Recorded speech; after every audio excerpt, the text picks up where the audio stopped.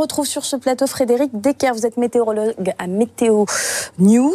Cette vague de chaleur, elle va durer toute la semaine ?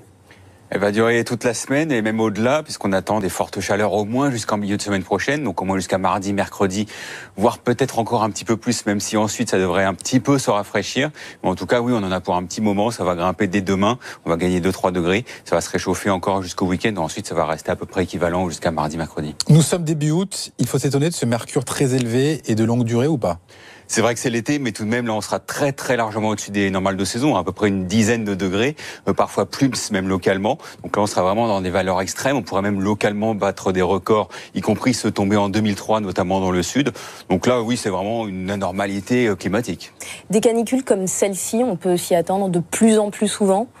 Alors c'est vrai que ces dernières années déjà on a eu plusieurs pics de chaleur très remarquables. Depuis 2003 on a eu notamment 2006, 2015, même localement encore l'an dernier au mois de juin.